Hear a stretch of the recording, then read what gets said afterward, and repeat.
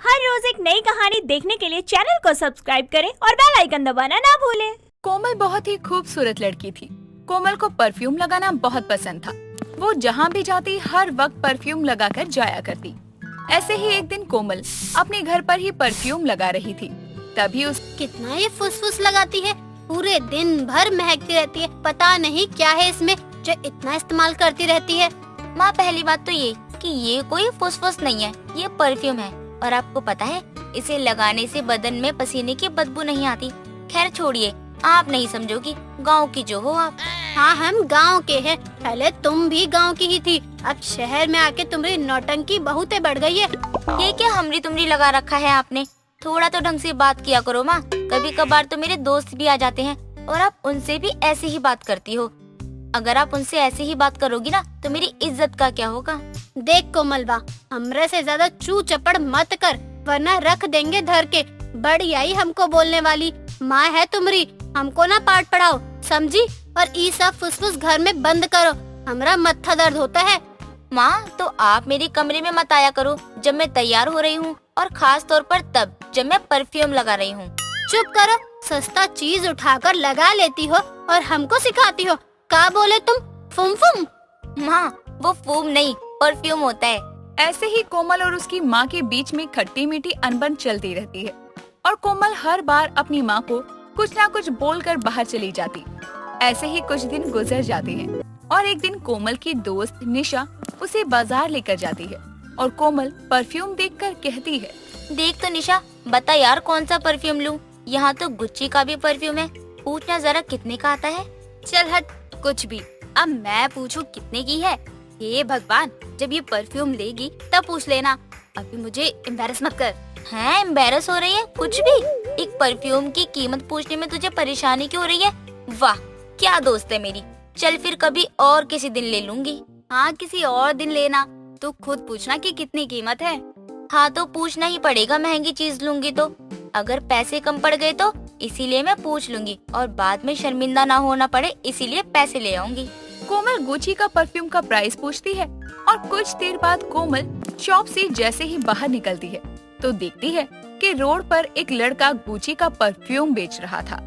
तभी कोमल उसी वक्त गुची के परफ्यूम बेचने वाले से पूछती है, भैया, ये गुच्ची का रियल प्रोडक्ट है क्या? कहीं इसमें सिर्फ पानी तो नहीं भरा है ना? अरे बहन जी, हाथ पर लगा के सूंघ लीजिए, ये गुच्ची का परफ्यूम है। मैं 2 पैसे के लिए किसी के साथ धोखा नहीं करता हूँ, इतना तो ईमानदार हूँ मैं।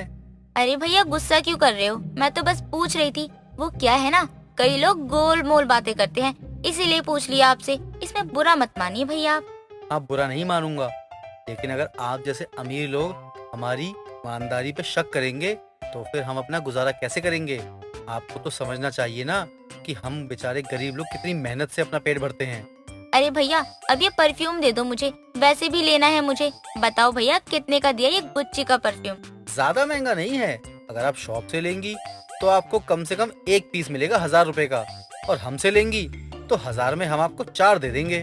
क्या बात कर रहे हो भैया, 1000 में 4? दे दो, मुझे पूरे 4 दे दो, और सस्ते में गुच्ची का परफ्यूम मिल गया। हाय, क्या किस्मत है मेरी।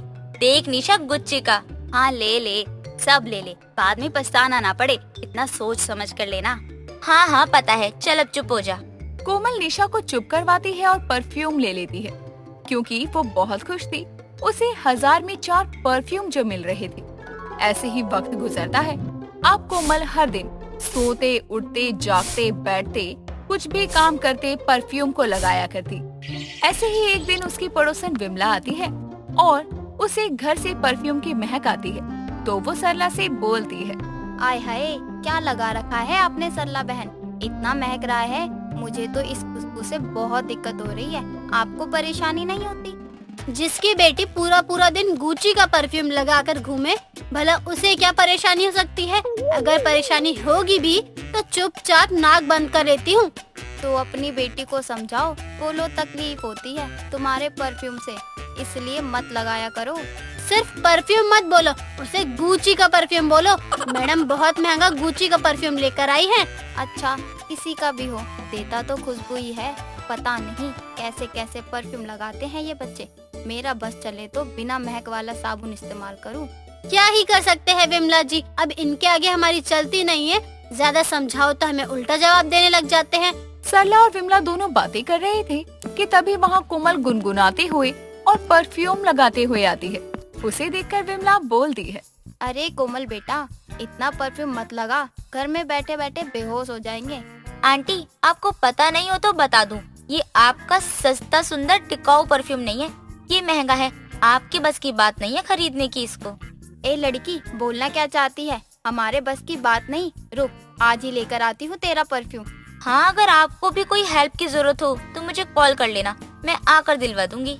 विमला को कोमल की बात सुनकर गुस्सा आता है और वो वहाँ से मुंह बनाते हुए चली जाती है। तभी पीछे से कोमल बोलती है, चली गई मटकते हुए, आई बड़ी मुझे सिखाने वाली। गुस्सा भी मटक मटक कर करती है, अपने घर के कलेश तो देखती नहीं है, दूसरों के घर में झांकती रहती है। आए बड़े।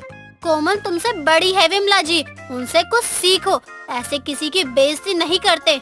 माँ, मैंने ये सारी चीजें उन्हीं से सीखी है, कैसे महंगे महंगे प्रोडक्ट इस्तेमाल करके लोगों को नीचा दिखाएं। क्यों? अब विमला बहन ने ऐसा क्या कर दिया जो तू इतना भड़की हुई है? कुछ दिन पहले मैं उनके घर गई थी, मुझे अपना सारा मेकअप दिखाकर बोलती हैं, देख कितने महंगे हैं, और जैसे ही मैंने टच किया तो बोलती हैं, महंगे हैं, थोड़ा ध्यान से। हाँ तो क्या हो गया? देख कोमल, उनका सामान, उनके पैसे, तो बोलेंगे ही ना।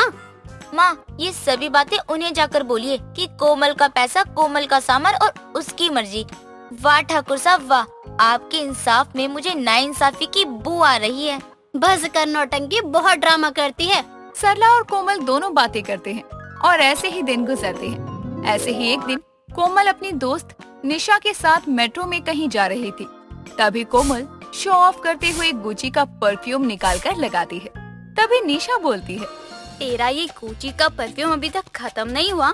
मुझे तो लगा था तेरे चारों गुची वाले परफ्यूम ना खत्म हो गए होंगे और हम परफ्यूम लेने जा रहे हैं। नहीं, अभी तो है, अभी तो और चलेगा। और रही बात गुच्ची के परफ्यूम की, तो वो तो बहुत दिन पहले खत्म हो गया था, मैंने दोबारा मंगवाया गुच्ची का परफ्यूम। तू क्या पूरे दिन यही परफ्यूम लगाती है? हाँ, मैं पूरा दिन और कहीं भी जाती हूँ तो गुच्ची का परफ्यूम लगाती हूँ।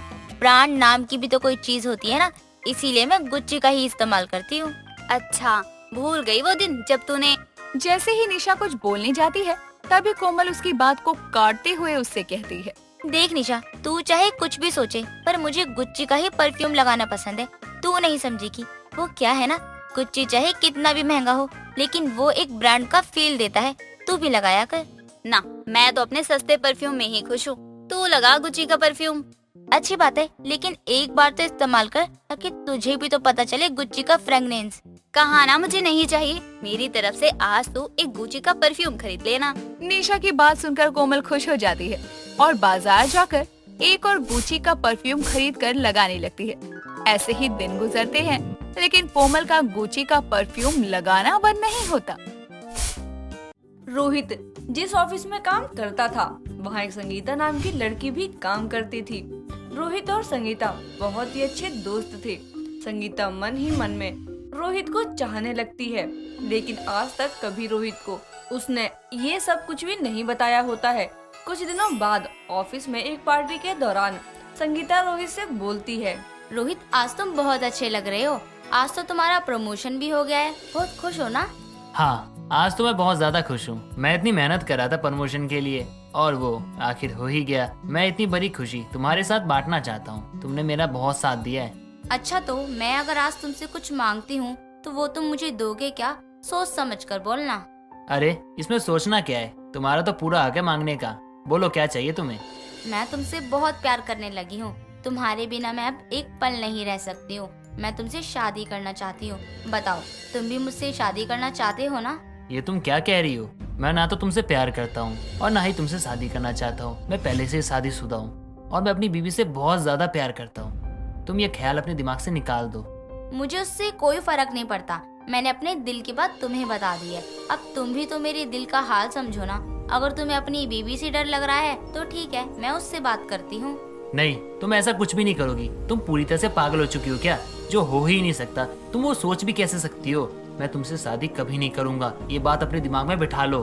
रोहित इतना बोलकर वहाँ से चला जाता है, लेकिन संगीता जो अब रोहित के प्यार में अंधी हो चुकी थी, वो रोहित के घर जाने से पहले ही उसके घर चली जाती है और घर जाकर उसकी बीवी को सारी बात बताती है। थोड़ी देर में वहाँ रोहित भी आ जाता है।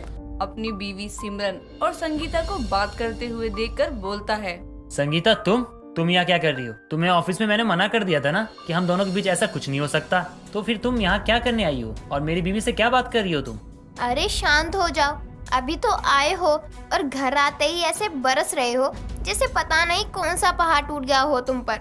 संगीता ने तो बड़े प्यार से अपनी बात मुझे बताई है, लेकिन तुम हो कि रोहित देखो ना, अब तो तुम्हारी बीबी भी समझ गई, लेकिन पता नहीं तुम्हें क्यों ऐतराज है मुझसे शादी करने के लिए। तुम बस एक बार बोल कर तो देखो, मैं तुम्हारे लिए कुछ भी कर सकती हूँ। मैंने बोल दिया तो समझ नहीं आ रहा है क्या? पता नहीं क्या जादू कर दिया मेरी बीवी पर जो वो तुम्हारी बातों में आ गई, लेकिन मेरे ऊपर तुम्हारा कोई जादू नहीं चलने वाला, समझ गई? संगीता, अभी तुम घर जाओ, मैं इनसे बात कर लूंगी और मुझे अच्छे से पता है ये मेरी बात को कभी मना नहीं कर सकते, लेकिन तुम अपनी बात पर ही रहना, ठीक है ना? संगीता वहाँ से चली जाती है और संगीता के जाने के बाद रोहित सिमरन से बोलता है, और बताओ जाने मन, कैसी लगी मेरी एक्टिंग? मस्त है ना, बिल्कुल मेरी तरह। क्यों नहीं, आखिर पूरा प्लान मेरा जो था, अब तो उसे ये यकीन भी हो गया है कि तुम मुझसे प्यार नहीं करते हो और संगीता को तुम्हें पाने के लिए मेरे साथ सौदा करना पड़ेगा। बस हम यही तो चाहते थे कि तुम्हारे पति का सौदा होगा, तभी तो हमारी किस्मत का ताला खुलेगा। और वो ताला समझो आज खुल ही गया। आज तक हमने कितना कुछ करने की कोशिश की, लेकिन हमेशा हारे जा रहे थे, लेकिन अब तो बस हम जीत के थोड़े ही करीब हैं। अब तो बस थोड़ा सा ड्रामा और करना है, फिर तो मेरा सौदा कर देना उससे, और थोड़े दिनों बाद मैं उसे किसी बहाने से छोड़ दूंगा और हम फिर मजे से रहेंगे। अब तो आपको सब पता ही चल गया होगा, यहाँ संगीता गलत नहीं बल्कि ये रोहित और सिमरन दोनों का प्लान ही होता है। अगले दिन सिमरन अपने घर संगीता को बुलाती है और रोहित के सामने संगीता से बोलती है, मैंने रोहित को शादी करने के लिए मना लिया है, वो अब तुमसे शादी कर लेगा, लेकिन शादी करने के लिए हमारी क्या बात हुई थी याद है ना? मैं अपने पति का सौदा कर तो रही हूँ, लेकिन उसके बदले में हाँ, उसके बदले में मैं मेरी सारी प्रॉपर्टी आपको दे दूंगी और मुझे इस बात से कोई ऐतराज नहीं है कि हम एक साथ एक ही घर में रहेंगे। मैं तो बल्कि इस बात से खुश हूँ कि मेरी रोहित से शादी हो रही है। सिमरन दोनों की शादी करवा देती है। अपने पति का सौदा करने के बाद सिमरन को संगीता की सारी प्रॉपर्टी पैसा सब मिल जाता है। उसके बाद जब तीनों साथ में रहते हैं, कुछ दिनों बाद संगीता सिमरन से बोलती है, दीदी, आपने अपने पति का मेरे साथ सौदा तो कर दिया, लेकिन जब से शादी हुई है उस दिन से लेकर आज तक रोहित ने मुझसे कभी बात नहीं की। आपको तो जो चाहिए वो मिल गया, लेकिन मेरा क्या? देखो, बात हुई थी शादी की, मैंने अपने पति को मना लिया था तुमसे शादी करने के लिए, और तुमसे शादी करके मैंने अपने ही पति का सौदा भी कर दिया था, लेकिन उसके आगे जो भी होना है वो तुम दोनों की मर्जी होगी या नहीं, उसके लिए तुम्हें बात करनी होगी। सिमरन की बात सुनने के बाद संगीता रोहित के पास जाती है और बोलती है, रोहित, मुझे पता है तुम मुझसे नाराज हो क्योंकि मैंने तुम्हारी मर्जी के बिना तुम्हारी पहली बीवी के साथ तुम्हारा सौदा किया, लेकिन अब तो मैं भी तुम्हारी बीवी हूँ, तो पहले की सब बातें भूल जाओ ना। तुम मेरी बात ध्यान से सुनो। तुमने ना सिमरन के पति का सौदा किया था, तो ये बात जाके सिमरन से बोलो, क्योंकि मैंने तुम्हें पहले ही सब बता दिया था, फिर भी तुम मेरे लिए पागल थी। मैं कहाँ जाऊँ?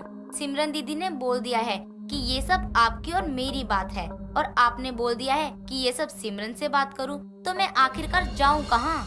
तुम जब इतना पूछ ही रही हो तो मैं बता ही देता हूँ। मैं ना तुमसे प्यार करता हूँ ना ही सिमरन से। मेरी कॉलेज के टाइम की एक गर्लफ्रेंड थी, स्वीटी नाम की, मैं उससे प्यार करता हूँ। माँ के कहने पर सिमरन से तो मैंने शादी कर ली, लेकिन अब कुछ ही दिनों में स्वीटी आ जाएगी और फिर मैं तुम दोनों को तलाक देकर उससे शादी कर लूंगा।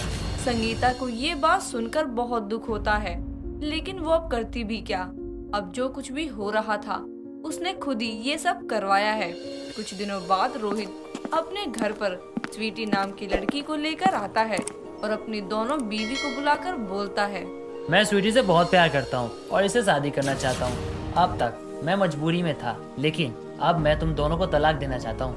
ऐसे कैसे? तुम्हें इससे शादी करने से पहले मुझे तलाक देना पड़ेगा, और मैं तो तुम्हें कभी तलाक ना ही दूं। जब हम बोल रहे हैं कि हम दोनों प्यार करते हैं, तो प्रॉब्लम क्या है तुम्हें? तुम तलाक दे दो ना, उसके बदले में जो तुम बोलोगे हम वो करने को तैयार हैं। अच्छा ऐसी बात है तो ठीक है, मैं अपने पति का सौदा करने के लिए तैयार हूँ, लेकिन मेरी एक शर्त है। तुम्हारे पास पैसा, धन, दौलत जो भी है वो सब मुझे देना होगा। ठीक है, मैं तैयार हूँ, लेकिन मैं तब तक यहीं रहूंगी और 4 दिन के बाद हमारी शादी होगी। सिमरन और रोहित मिलकर अब स्वीटी के साथ भी वही करने लगती हैं जो संगीता के साथ किया था। लेकिन संगीता अभी तक अपने गम से ही नहीं निकल पा रही थी, तो वो स्वीटी की मदद क्या करती। अगले दिन कमरे में सिमरन और रोहित बात कर रहे होते हैं। देखा, अभी तक तो हमने संगीता के साथ ही तुम्हारा सौदा किया था और अब स्वीटी के साथ। फिर उसकी प्रॉपर्टी अपने नाम करके हम इस शहर से चले जाएंगे। हाँ, बस थोड़े दिन और ये ड्रामा झेलना पड़ेगा, फिर तो मजे ही मजे हैं। दोनों की बात बाहर खड़ी संगीता सुन लेती है और उसकी वीडियो बना देती है। 2 दिन बाद जब रोहित और स्वीटी की शादी का दिन आता है, तो शादी जैसे ही शुरू होती है, वहाँ संगीता आ जाती है और बोलती है, ये शादी नहीं हो सकती। मेरे पति का सौदा हुआ है तो दोनों पत्नी को बराबर मिलना चाहिए ना। ये क्या बकवास कर रही हो तुम? बकवास तो तुम दोनों ने की है। अपने पति का पैसों के लिए सौदा करते हुए तुम्हें शर्म नहीं आ रही? और रोहित, तुम थोड़े से पैसे के लिए लड़कियों की जिंदगी बर्बाद करते हो। ये क्या बोल रही हो तुम? मैंने इन दोनों की सारी बातें सुन ली थी। ये दोनों यही काम करते हैं। पहले लड़कियों को अपने जाल में फंसाते हैं, फिर अपने पति का सौदा करके पैसे निकलवाते हैं। ये देखो वीडियो। संगीता दोनों की सच्चाई सबके सामने लाती है और उन दोनों को पुलिस के हवाले भी कर देती है। संगीता ने तो बहुत सह लिया था, लेकिन उसने स्वीटी को इन सब चीजों से बचा लिया और अब रोहित और सिमरन अपने किए की सजा जेल में बिता रहे थे। स्वरा अपने घर में बैठी होती है, तभी उसकी स्कूल फ्रेंड भावना उसके घर आती है और उसे बोलती है, हेलो मैडम, क्या बात है?